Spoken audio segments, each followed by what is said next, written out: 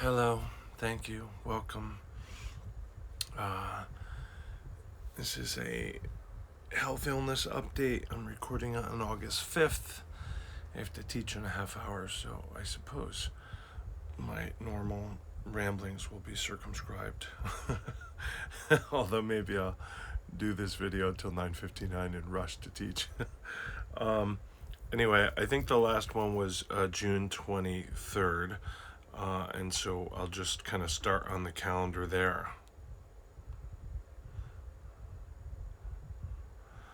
So I'm just checking my notes.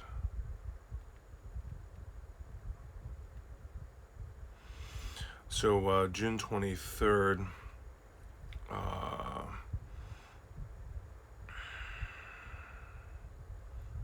there we go. So on July 1st, I had a blood draw for the ctDNA. I feel like that was like number 6, something. I have it in my notes, but I'm not going to take your time to look it up. And then on June 5th, or I guess we're into July here, right? So, yeah. And then July 5th, I got to go to the pulmonologist office, but for the second time in a row, I didn't see the doctor I thought I was going to see. So I think I just got an exam and a review of the chart and asked a few questions, but it's been disappointing there. It seems like the way the office is organized or disorganized is its own challenge. But I think that the doctor's so great, I'm willing to stick with it. Plus, I don't feel like I absolutely need a pulmonologist. I feel lucky to have this guy on my team, so I'm willing to keep going back. But they didn't do any more testing. We just reviewed things, talked things over. I had this like slight wheezing that's resolved. I don't know if that made it into the last one of these. It didn't affect my performance, my my cardio stuff or working out or endurance. Didn't wake me up or anything, but it was just very, very, very slight. And actually, for the first day or two, I thought maybe there was a sound somewhere in the house, like a mouse or something. Like, I think I heard something. And then I kind of tuned into, oh, yeah, no, that's me. And it's just tiny, tiny. So nothing labored and nothing affecting my function. But when I went into the office, I want to say the doctor, but I'm not remembering at this point if it was an APRN. I think it was an APRN. She noticed it immediately, which is really cool because I couldn't really hear it unless I quieted myself. So, and so she wanted to prescribe me some like albuterol or something. I forgot. Like basically, just in case it gets worse, you'll have something that you can treat yourself with, rather than going to the ER or hurrying to make an appointment. And I told her I think I still have that stuff here, so I didn't get a prescription filled, but she offered, so that was pretty good. That was July 5. July 10th, I went to see Dr. Duffy for the third consultation. They were very happy with my blood sugar, but less happy with my BMI. They hadn't made it clear to me that they wanted me to address both of those things before they would do surgery. They kind of mentioned them both as preferences, not as we need these boxes ticked. And so I made a concerted effort to tend to the A1C, which I, completely did immediately. But then they were like, well, we still have to, shift your weight down before, we can proceed with the surgery. So I was like, okay. And I had a really great talk with the APRN there. I didn't get to see Dr. Duffy when I went in this time. I think he was in the office, so I think the thinking was that he saw my chart and he had her talk to me because I didn't absolutely need to see him. Although if in my appointment it came up that I needed them, she was willing to go grab them, and that was Amy Jung. So I was really happy to see her. I thought she was actually phenomenal and great, but I was also thinking, oh, it'd be really nice to get the surgery scheduled and get me in and get this fixed, because the hernia on the midline incision, which is however long that is, pretty much sort of the whole of the belly, so below the chest, below the breastbone, all the way down to the beyond the navel, really. And then, of course, the other hernia where the ostomy was, which was like maybe a growing concern, I suppose. Anyway, so they just said, well, take off. Let me know if you need another referral, but you got to work on that. And then I think we left it that maybe I put them on the schedule again. Maybe they said, see me in 3 months or something. I don't remember at this moment. But basically the idea is I was kicked down the road. But I have a feeling like I left without a follow-up appointment, but that I'm supposed to make one at some point, but I don't really remember at the moment. And I'm not going to try and scroll to find it all out. Okay, yeah. So I'm just kind of looking here for, there's more to this, but I think that's all the appointments past, except for really notable part. August 20th, I go back for chest, abdomen, pelvis CT scan, for Dr. Lim, and then I see Dr. Lim on the Monday the 26th. So that'll be a really busy day. So that's kind of what's up next. So the ctDNA that I just started this update with, came back NED again, which is great, but I'm less confident in that because I saw a series of no evidence of disease NED results from previous testings, which eventually turned into, actually now we see it, and then the CT scan review was like, we see it in your lungs, and then it was time for radiation, and that kind of shifted all of that. So it's better. It's the best news you can get from that report, but that doesn't mean I have the same sort of confidence in it that I had before, or optimism about it. I still have the confidence in the test. Okay, so then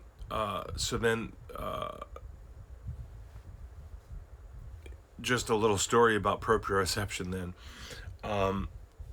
Sunday, July 21st. So this was after whatever that date was that I said I saw Duffy, which I, of course, have already forgotten when that was, even though I just told you. That was July 10th. I was feeling, and at that point I had been feeling for about 20 hours, that the hernia at the site of the incision was really tender, like newly tender. And over about 20 hours, it hadn't resolved, and it was kind of what I refer to as worryingly tender, but it didn't really hurt, but I didn't really want to lay on my stomach either.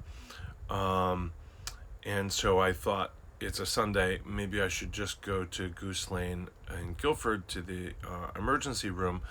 And my thinking was that it hasn't resolved. I know I'm kind of supposed to really pay attention to this. Ever since I got out of the hospital, they said if this goes wrong, meaning blood flow, nerve, or bowel blockage, or some combination of those, would be the result. And I said, well, how would I know if it's that? And they said, you don't have to ask that question. You will be doubled over in childbirth style pain, and you won't have a question. You will just go to the emergency room. And I thought, okay, so if it ever gets that bad, I'm not going to add any additional worrying to the equation. I'll just go to the ER, and then I probably meet Duffy there and get things fixed. So this was not that. This was just me really paying attention to the body, and I'm thinking, it's just like a little bit tender. And so I thought, if I go to the ER, I think pretty certainly they're going to examine me, and tell me it's not that thing. It's not even to do with your whole surgery and cancer and stuff. It's just this other thing, and take Tylenol or something similar. And we're glad you came and checked, but you don't need to come in here for this. You can go home. That's kind of what I thought was most likely. So I go into the ER. They immediately tell me I can't eat or drink anything. And then they tell me to, they send me in for a CT scan. When they get the CT scan results, which I think took like an hour, something like that, hour and a half. Then they were like, "Oh, you're going to the hospital via ambulance," and they tell me that they're on the phone with the doctors. I think at the hospital is my understanding. Although it could have been in this building, but it felt like they were talking about. We talked to the people in New Haven, and they wanted to, have me come in, right away. Now I'm checking my notes. So they, ordered an NG tube for me, which was the enormously emotional, psychic. It was terrible news for me. So I had discussions and arguments and more discussions about that, and I managed to avoid having the NG tube put in, but part of that was luck because the ambulance folks showed up right when they were going to do it, right when I had agreed to do it, through the terrible emotional experience that I was having. And they basically said, look, there's no reason to delay putting it in if the ambulance is here. The ambulance will get you there, then they'll do the NG tube. Anyway, I'll post part of this update because I kind of wrote it out as a quick Facebook post because this has been quite delayed, this health illness update. Anyway, we got to the ER. I had barely bear with me because I thought I'd be going to the emergency room. When we got there, we were quickly told that we were going to be admitted, which I didn't, know until they told me. Dr. Lucy Zhang came, and while I was in the sort of ER room, she was really firmly palpating the area and talking to me, and I was laying on my back, and she was asking me, when did you go to the bathroom, and this and that, and what's the pain level, all that kind of stuff. And for me, the pain was 0 out of 10, maybe sometimes 1, but it was mostly in the range of tender. And that's why I say proprioception wins the day. I think now that what I felt was something that people don't usually feel or respect or pay attention to until it gets worse, the way they described it, where you bend over, call the ambulance, and you probably can't get yourself to the hospital. The ambulance has to come to you. So anyway, as she's doing that, we realized that it's been resolved. Like, she's reset the bowels through the hernia, pushed everything back basically. And as it turns out, I think from that moment on, I was all better. So that's kind of the end of the story. Not the end of the journey, but the end of the story. Previous to that, they had so much trouble giving me an IV when I was in Goose Lane. It was crazy. They tried, I think, on my left arm, and then my right arm, then my left hand. No, left arm, then right arm. Then they tried the port, also failed the port. Then eventually, the person that was doing it, they said, is the best person that does it there, but whatever. And then I went into the CT scan, and that person, so they had it in my arm, and she thought she had it, and then there's a longer story there, but she thought she had it. So I went into the CT scan and she looked at it. She's like, it's not, I don't know if she said flushing or cycling or working, basically. She's like, I'm not going to, that's not good. And I said, well, we thought it wasn't good. And then she did think it was good, but apparently now it's not good. So whatever. And then she just pretty quickly put one in my hand, the back of the hand. And that's the one I went in. And then the whole time I was in the hospital, the kind of, the one that was sort of faulty in my arm got left in my arm because there was some indication that it was working and they didn't want to take it out. But on the other hand, there was also indications that it wasn't working, and it was really kind of painful. And I had asked them to take it out, but they didn't want to. Anyway, after Dr. Zhang put me back together, I went to a separate ward, in the psych ward in the ER, because that's where they had a space for me while I waited for the bed upstairs. Then they took me up to the bed upstairs. Rabeea Ahmed was the resident, who was just ridiculously great. And basically I just had to spend a day there. So I left in the afternoon on Monday, like 4 in the afternoon or something, and I had gone into the ER, I'm gonna guess around 1 o'clock on Sunday, something like that. And so the time in the ER was essentially them, I think, monitoring me, and there's a whole bunch of people involved, and I was very happy with everybody.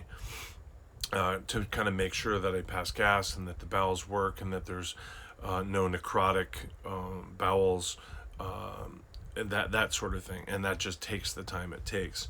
So I just spent a lot of time walking up and down the halls, doing squats, doing Tai Chi, with my little IV stand, the rolling stand, and I had Barely Bear with me. My best friend Mike came, which is really, really wonderful for me. So eventually my diet shifted. Actually, the last I know, they left me on low fiber even when I was discharged.